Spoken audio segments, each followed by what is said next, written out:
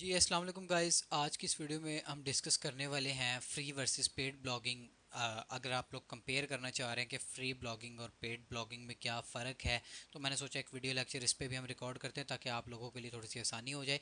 सबसे पहले तो इस चीज़ को समझें कि आप फ्री में भी ब्लॉगिंग कर सकते हैं और पेड में भी। फ्री में करने का मतलब ये है कि जिसमें आपकी इन्वेस्टमेंट नहीं आएगी, आपका जो है ना कोई किसी किस्म के पैसे नहीं लगेंगे काम को स्टार्ट करने के लिए। इसको हम कहते हैं फ्री ब्लॉगिंग। ठीक है। पेड ब्लॉगिंग में थोड़ी सी इन्वेस्टमेंट लगती है, जो मैंने आपको पिछली वीडियो में बताया, 4-5 हज़ार रुपये। ठीक है। तो यहाँ पे मैंने आपके कंपैरिजन के लिए एक छोटा सा जो है वो ओवरव्यू सा तैयार किया है। देखें, फ्री एंड पेड ब्लॉगिंग। यहाँ पे सबसे पहले तो हम फ्री ब्लॉगिंग को मान के चलेंगे कि इसकी एग्जांपल के लिए मैंने आप लोगों के लिए यहाँ पे दो एग्जांपल सेट किए हैं। देखें, सबसे पहले हमारे पास टॉपिक है फ्री ब्लॉगिंग। फ्री ब्लॉगिंग को व्यूवर्स आपने मान के चलना है कि एक रेंटल हाउस यानी कि किराए का घर। ठीक है व्यूवर्स, किराए का घर आपने इसको मान के चलना है। एंड अगर पेड ब्लॉगिंग की बात करें हम, तो उसमें योर वन हाउस यानी कि आपका अपना घर। ठीक है व्यूवर्स, किराए के घर में बेसिकली होता क्या है? ठीक है, आपको जो है ना वो रेंट पे करना पड़ता है एंड आपके पास कंट्रोल नहीं होते, आप अपने घर की कुछ मेंटेनेंस नहीं कर सकते। ठीक है, ये आप इसको कंसिडर करें फ्री ब्लॉगिंग में। ठीक है, पेड ब्लॉगिंग में वहीं पे कंसिडर करें अगर आपका एक अपना घर हो। ठीक है, अपने घर में आप जो चाहे वो कर सकते हैं।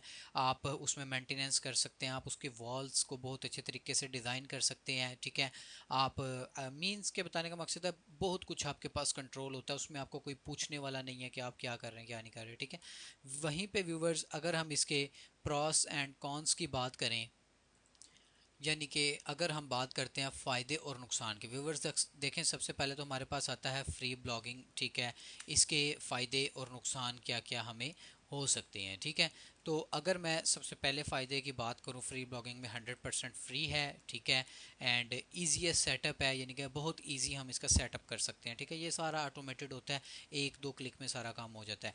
नो मेंटेनेंस, जैसा कि मैंने आपको बताया, किराए के घर में सिक्योरिटीज़, अपडेट्स, स्पीड, इसी तरह ये सारी चीज़ें आपकी वेबसाइट में भी मैटर करती हैं व्यूवर्स। ठीक है, जिसमें आपके पास सिक्योरिटी कोई नहीं है, ना तो कोई अपडेट्स आपको मिलेंगी, ना तो आप स्पीड के ऊपर आप अपना कोई अच्छा कस्टम जो है वो काम कर सकते हैं। ठीक है, और यहीं पे अगर हम बात करें, यू हैव लिमिटेड कंट्रोल। जैसा मैंने आपको बताया कि किराए के घर में आपके पास कंट्रोल नहीं है। अगर आपने कोई मेंटेनेंस का काम करना होता है तो वो आप घर के जो है ना मालिक मकान से पूछ के, जो उसका ओनर होता है, उसकी इजाज़त के बगैर नहीं कर सकते। ठीक है, इसमें इंडेक्सिंग इश्यूज बहुत ज़्यादा हमें फेस करने पड़ते हैं।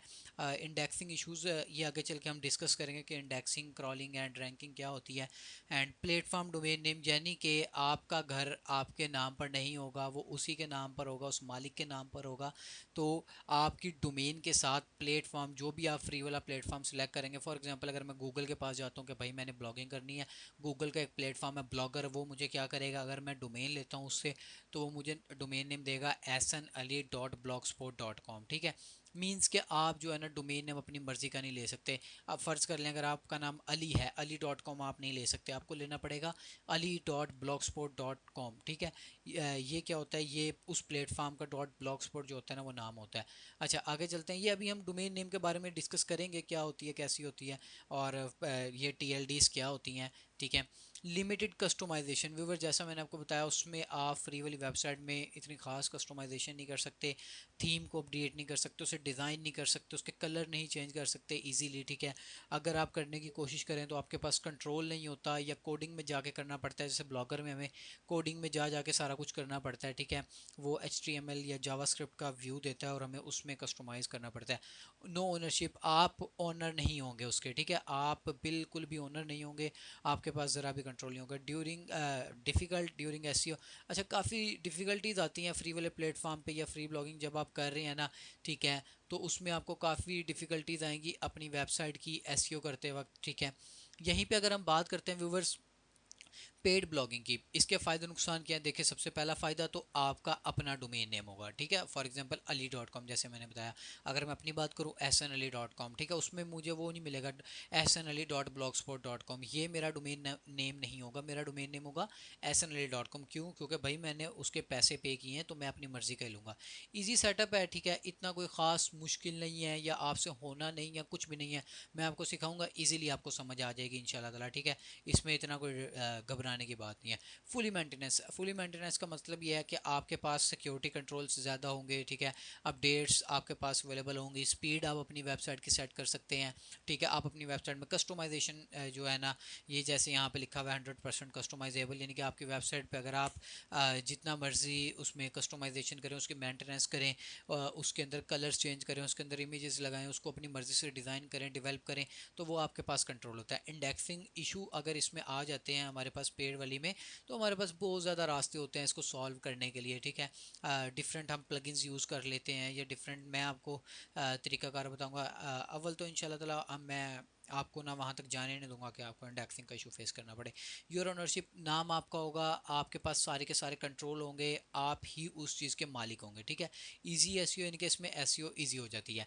व्यूवर्स, ये हमारा जो लेक्चर था specific paid and free blogging के हवाले से था, ठीक है। आई होप कि आपको इसकी समझ आई होगी, और इसके फ़ायदे नुकसान आप इंटरनेट से भी चेक कर सकते हैं, गूगल पे जाके लिख लें यानी कि फ्री एंड पेड ब्लॉगिंग के क्या फ़ायदे नुकसान हैं, क्या प्रॉस या कॉन्स हैं उसके। अगर आप मेरी बात करें तो मैं आप लोगों को रिकमेंड करूँगा ये पेड वाली ब्लॉगिंग के साथ जाएं, ताकि हमें जो है ना आसान से आसान चीज़ें मिलें, और हम ज़्यादा से ज़्यादा कंट्रोल अपनी वेबसाइट पर हासिल कर सकें। मैं आपको इस कोर्स में जो पढ़ाने वाला हूँ वो पेड ब्लॉगिंग ही व्यूवर्स पढ़ाने वाला हूँ, ठीक है। हम पेड ब्लॉगिंग के साथ चलेंगे, ठीक है। फ्री वाली ब्लॉगिंग मैंने खुद एक्सपीरियंस की थी आज से काफ़ी साल पहले, लेकिन उसमें कोई इतना अच्छा खासा मुझे रिज़ल्ट नहीं मिला, ना उसमें अर्निंग मुझे ज़्यादा हो सकी है, ठीक है। तो इसमें एक थोड़ा बहुत आप कह सकते हैं कि फ्री वाली में हमें अर्निंग का भी कोई जो है ना इफ़ेक्ट पड़ सकता है, लेकिन पेड में कंट्रोल जब हमारे पास है तो सारा काम हम खुद ही मैनेज करेंगे, ठीक है व्यूवर्स। आई होप ये वीडियो आपको समझ आ गई होगी। मिलते हैं इंशाल्लाह नेक्स्ट लेक्चर में, तब तक के लिए अल्लाह हाफिज़, थैंक यू सो मच।